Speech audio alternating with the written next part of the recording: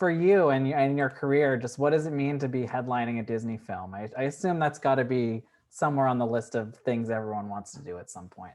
It's been absolutely crazy. I mean, yeah, I think on every actor's checklist is like getting to do anything for a Disney movie. I mean, you always assume too that it would be something with animation, but to be in a live action Disney movie is such a um it's a big one. That's a big one for anybody who grew up watching Disney movies. I mean, I loved them as a kid. I was a huge fan of Little Mermaid and Pinocchio and Sleeping Beauty. So to get to do this is a true dream come true.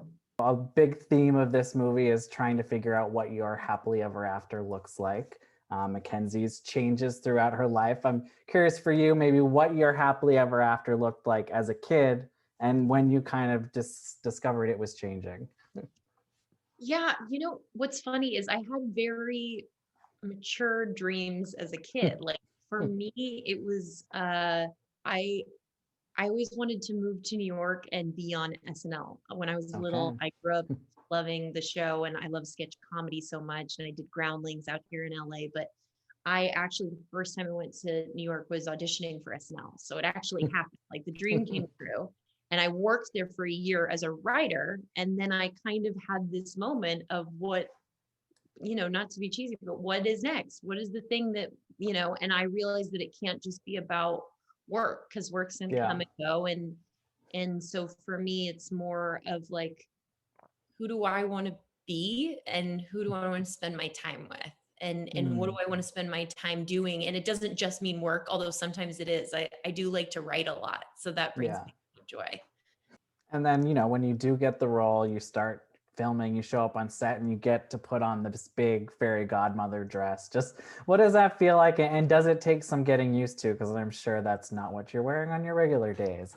No, it is. It's very much what I wear on my just Wednesdays. Wednesdays, I have Okay. gown Wednesdays.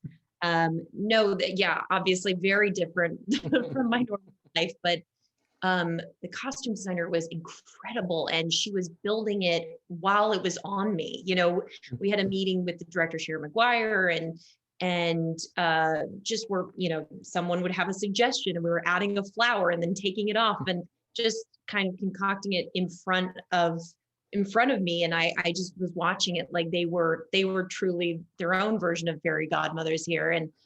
And the first day that I was on set shooting, I remember that we were in a hotel room waiting to go down to shoot. And Jillian Chase Bader and Willa Skye, who played the two young ladies in the movie, they saw me in the dress and Willa's eyes, she was like a cartoon character. They just like popped out of her little head and Jillian just dropped her jaw to the ground. And I have a picture of it. I happened to say like, oh, the kids are coming in. Maybe I'll take a picture of what they look like. Their reaction. So glad that I did. It's such a great memory. And now, you know, at one point in the movie, Mackenzie says, you know, people want to laugh. They hope to see the magic in the world. And I feel like that's especially true right now. Between this, Bill and Ted Face the Music, you have been part of two films that I think are doing a good job to kind of bring joy to people when they need it. How does it feel to maybe be part of a project like that now, coming out now? Thank you. It means everything. I think that's what we hope to do as entertainers, is to truly entertain people. And that means during some of the best times, and it means some of the harder times. And we're in a hard time right now. It's really,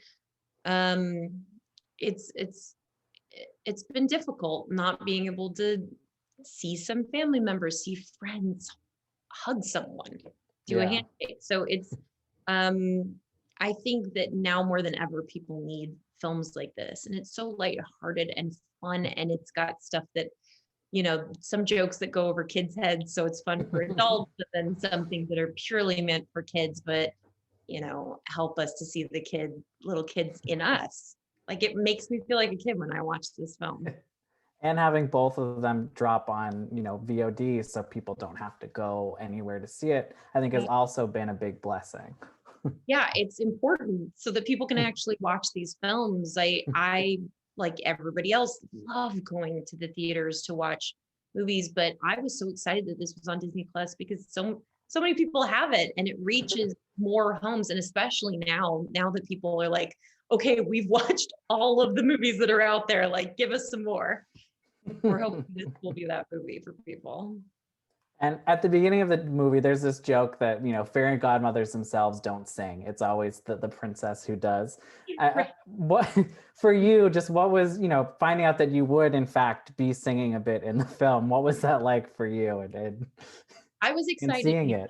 because I lived with my sister and her fiance, and as they would tell you if they were on here, I love singing. I do it way too much, and I'm not a great singer, so No. so I didn't have to pull from too much for that poorly sung version of the Sound of Music's famous song. But I was excited that we were going to be singing in like a major town square that no one could tell me to stop.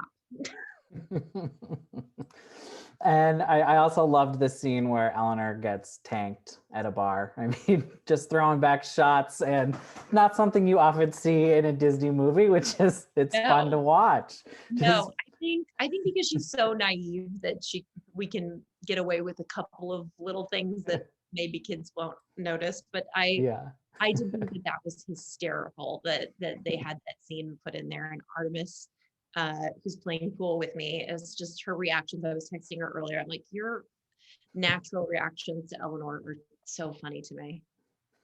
And if there is maybe one Disney character you could get drunk with or share a drink with at least, who would it be? Out of, there are many to choose from, but there's so many to choose from. That's a really tough one. I probably would say, what's the grandmother's name in Moana? What was her name? I know exactly who you're talking about, but I would probably, you know what, either that or, although I'm a dog lover, so this is crazy to pick Cruella, but I would love to know some stories Cruella has besides the dog stories. I don't want to hear anything bad about a dog, but I feel like she was a little wild cat in her days. Yeah, she's probably got some tales. Disney is no stranger to sequels. I would love to see what Eleanor could tackle next. Maybe, what do you think? Where do you think this could go?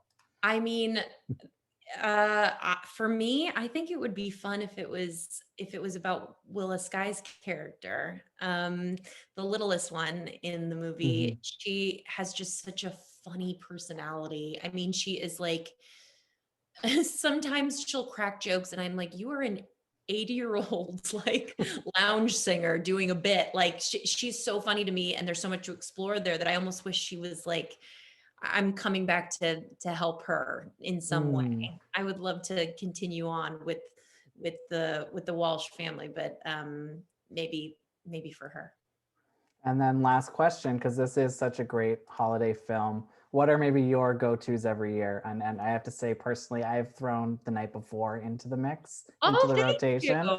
So love that movie, and you're hilarious in it. Much. I know. I love Christmas movies, and I was so excited to be a part of that one. I mean, Seth Rogen's the funniest person on the planet. Some stuff we do like a big Christmas brunch usually, and we invite anybody in who usually doesn't have a place to go back to or for work reasons can't. This year's going to be different, of course. It's just going to be my family, but we love a big brunch with a lot of carbs. Of course. And then we usually watch some kind of a movie, something fun that's out, either new, or we'll watch like Home Alone or Love Actually. It's a good old classic. All right. Well, thank you so much. I hope everyone checks out Godmothered, and it is a pleasure to meet you, even virtually. Thank you so much, Brian. Have a good one.